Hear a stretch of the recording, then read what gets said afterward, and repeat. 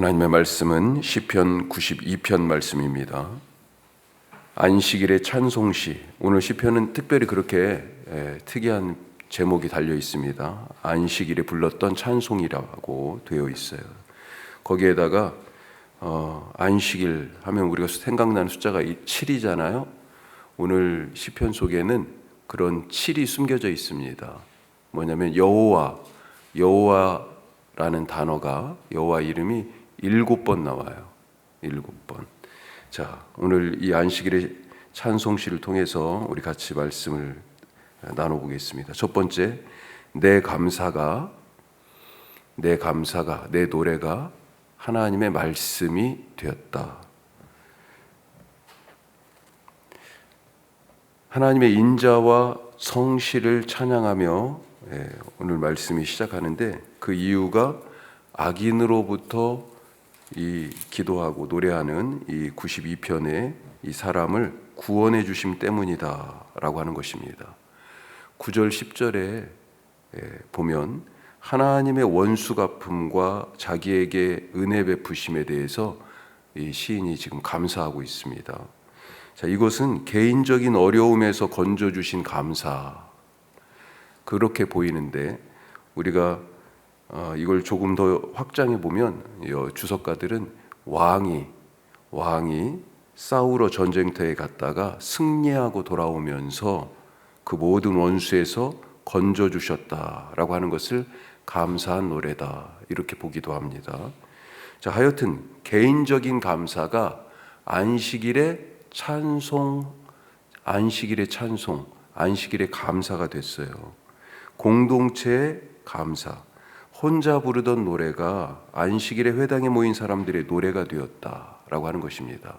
얼마나 귀한 것입니까? 더 놀라운 것은 이 개인적인 감사가 공동체의 감사가 되었을 뿐만 아니라, 지금 이렇게 우리 입장에서는 이게 뭐예요? 성경에 실려 있잖아요. 성경에 실려서 하나님의 말씀이 되었다라고 하는 것입니다. 대단하지 않습니까? 오늘 감사할 수 있기를 바랍니다. 그러면 내 곁에 있는 사람에게 공동체의 감사가 되잖아요. 이 감사가 같이 흘러가는 거죠. 옮겨가는 것입니다. 우리가 이 공간에서 소리굽새를 띵 하고 한번 치면 어떻게 돼요? 이 소리가 울리고 퍼져서, 또 만약에 다른 소리굽새가 있다면 그 소리굽새까지 울리고, 그렇게 그걸 뭐라고 얘기합니까? 공명이라고 얘기하죠. 그렇게 공간을 채워가는 거죠.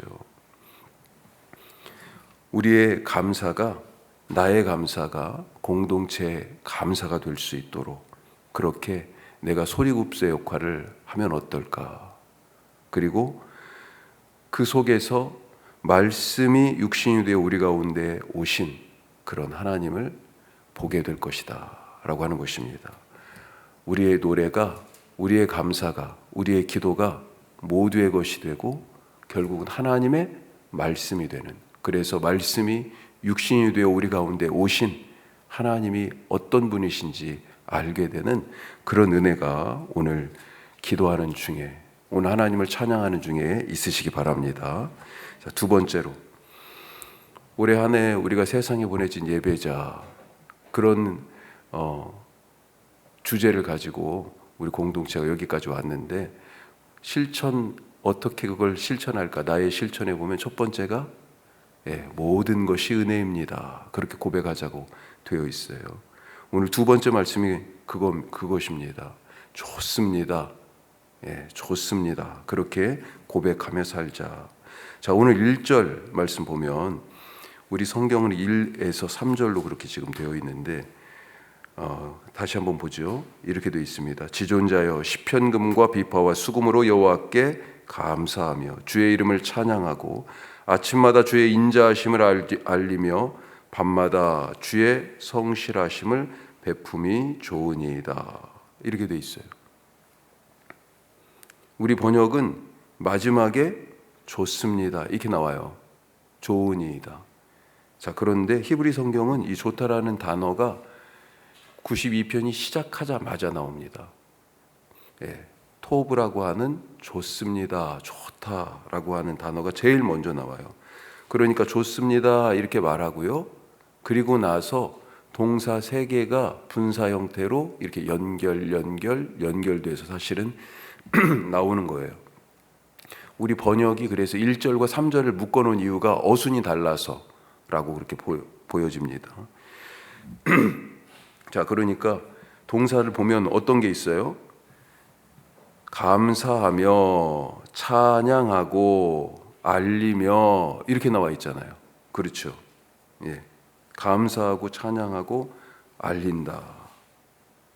왜 감사하고 찬양하고 알리고 있습니까?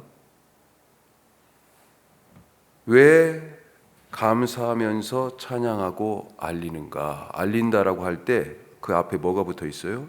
주의 인자하심을, 또 베푼다. 이것도 지금 표현이 베푼다, 뭘 준다, 알린다와 지금 같은 뜻이에요. 주의 인자하심과 성실하심. 인자는 뭡니까? 헤세드라는 단어인데 사랑이에요. 성실하심, 신실하심이죠. 믿을만하다라고 하는 것입니다. 하나님의 성품과 관계된 얘기입니다. 인자와 성실하심. 자, 왜 하나님의 성품에 대하여서도 이렇게 찬양하고 알리고 감사할 뿐만 아니라 또 왜 감사하고 찬송하고 하나님에 대하여 알리는지 이유가 4절 5절에 더 구체적으로 나와 있습니다. 자, 그 중에 4절만 보면 4절 같이 읽어보죠.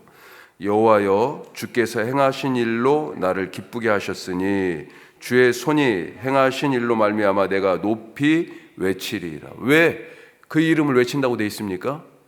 내게 행하신 일, 찬양한 이유가 주의 손이 행하신 일을 보면 하나님이 얼마나 사랑 많으신 분이고 믿을 만한 분이신지 외쳐 말하지 않을 수가 없다.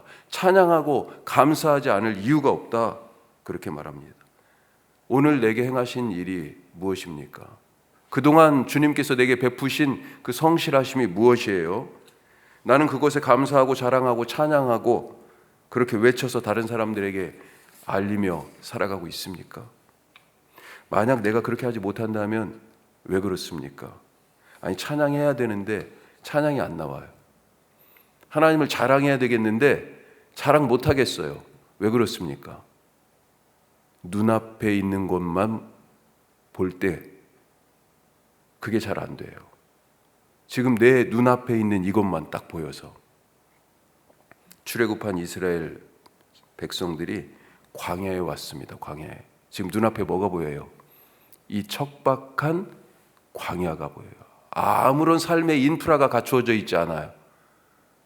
먹을 것이 없습니다. 물이 떨어졌어요. 찬양이 나옵니까?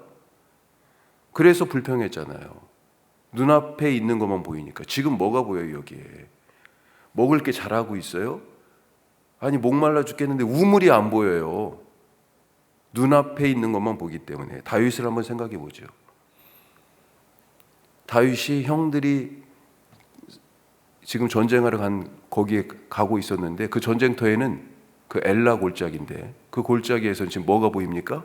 다른 게 안 보이고 골리앗만 보여요. 골리앗만. 어찌나 또 키도 큰지 전봇대 같은 게 거기에 딱 서가지고 얼마나 큰 위기입니까? 이 골리앗이라는 숙제는 사울 왕도 못 풀었고요. 이스라엘 군대 모두도 못 풀었어요. 다윗도요? 아이, 말도 안 되죠. 불가능입니다. 그런데 골리앗 앞에서 감사하고 찬양하고 거기서 뭐 하고 있었어요? 이 사람들 다 벌벌 떨고 진짜 바지에 오줌 싸듯이 완전히 쪼그라들어가지고 그 속에서 하나님을 자랑할 수 있겠어요? 바울이 루스드라에서 복음을 전할 때 처음에는 추앙을 받았습니다. 사람들이요 깜짝 놀랐어 와가지고요. 그래서 바울은 말을 주로 했으니까 신의 전령 헤르메스라고 얘기했고, 같이 갔던 바나바는 말 않고 가만히 딱 서 있으니까 제우스라고 해요. 그렇게 사람들이 와서 섬겼습니다. 그렇게 추앙을 받았는데 아이 무슨 소리냐고 말렸어요. 우리는 사람이다 당신들과 똑같은. 그런데 좀 이따 이 사람들이 돌변했습니다. 어떻게 해요? 바울을 돌로 때려서 돌을 던졌어요. 그래가지고 죽은 줄 알고 성 밖에 버렸다고요. 그런 상황에서 하나님께 감사하고 찬송하고 자랑할 수 있습니까? 여호와의 이름을? 주님의 이름을 하면서 사람들 앞에 자랑할 수 있어요? 아니, 지금 돌 맞아 죽을 뻔했는데. 우리가 잘 알다시피 바울이 또 육체의 가시를 제거해달라고 하나님께 간절히 기도했잖아요. 나 이것 때문에 너무 힘듭니다. 이거 지고는 못 살겠습니다. 그런데 3번이나 하나님이 거절하셨어요. 거절을 하나님이 3번이나 하셨다고요. 거절하신 하나님께 감사할 수 있어요? 내 계획이 틀어졌는데 감사가 잘 됩니까? 그런데 광야의 결핍, 아까 그 광야의 결핍은요, 사람이 떡으로만 살지 않는다는 것을 그것을 통해서 배웠어요. 생명의 떡이 무엇인지, 누구신지 그걸 알게 됐어요. 하나님이 생명의 떡이신 것을 알게 하신 은혜였다. 골리앗 앞에 선 다윗은요, 여호와의 이름으로 사는 것이 무엇인지 이스라엘 모든 백성에게 이 다윗을 통하여 보여주셨잖아요. 돌 맞아 죽을 뻔한 루스드라에 다시 걸어 들어갔어요. 사실은 바울이. 그리고 나중에 안디옥 교회로 돌아갔다가 다시 이 루스드라에 왔습니다. 그때 왔을 때 누구를 만났는지 아십니까? 이 죽을 뻔한 루스드라에서 디모데를 만났어요. 어린 디모데가요, 믿음이 자라 있었어요. 그래서 그 선교 여행, 전도 여행에 디모데를 데리고 다니기 시작했습니다. 2차 전도 여행이에요, 그게.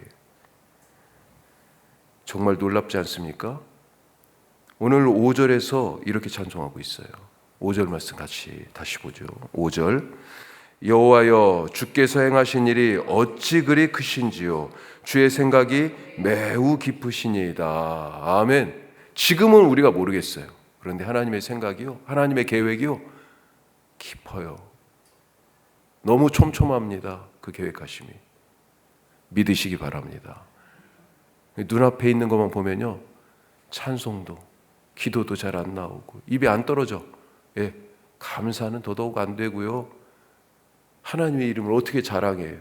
다른 사람들한테 이런 분이셔 하고 어떻게 알리겠어요?